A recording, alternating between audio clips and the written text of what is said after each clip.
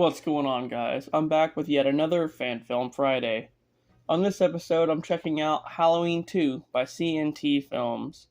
Now, there are 4 films in total in this series, and I've covered parts 1 and 3, which I can put a link to in the description box below. Anyway, what I'm trying to say is, I reviewed them all out of order for some reason, so this is part 2. If you haven't heard of them, CNT Films is a pretty awesome company who does a lot of Halloween fan films.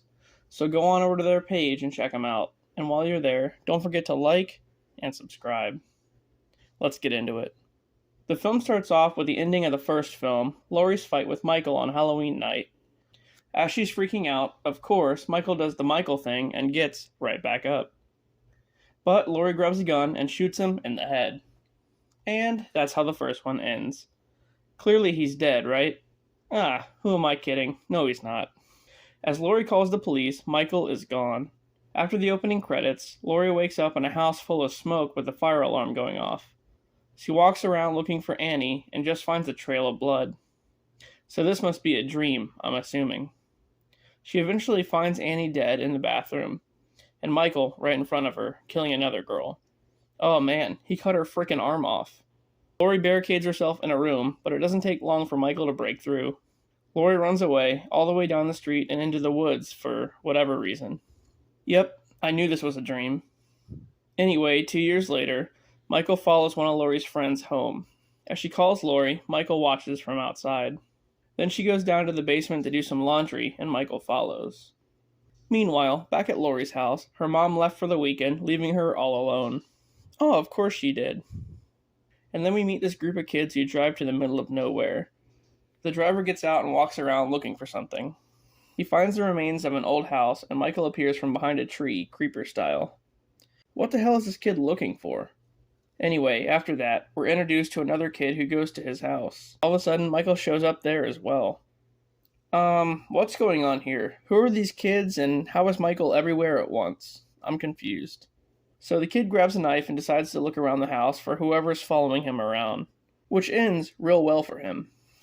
All of a sudden, the kid's younger brother comes home from school to find the carnage. Laurie meets up with her friend from earlier. They walk to class together and gossip a bit. Then, a bit later on, they have a movie night and watch Scream 2.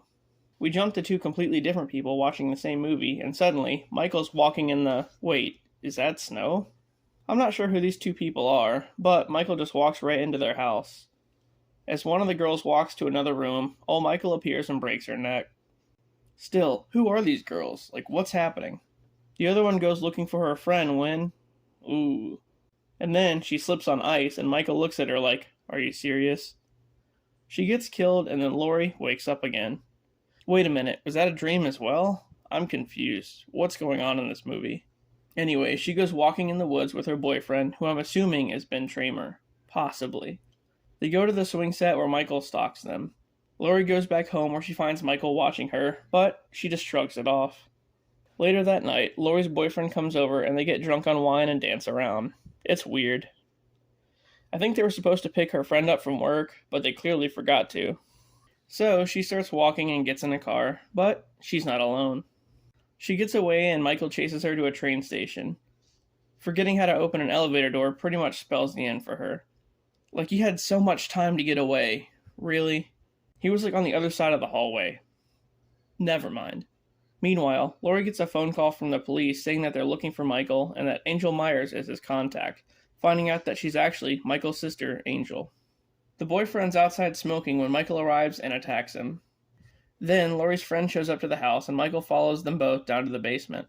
They get out and run into a girl who's in her car trying to buy a quad of what I'm assuming is weed. Anyway, they get in her car as Michael approaches. The end. Wow, what a cliffhanger. Honestly, it wasn't that bad, but I will say certain parts were confusing.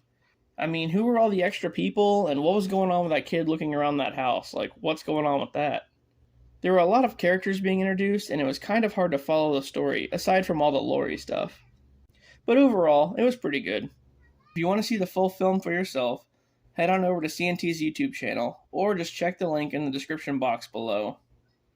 That does it for another episode of Fan Film Friday. If you guys enjoyed the video, please like and subscribe for more. And with that, of course, I'll see you on the next one.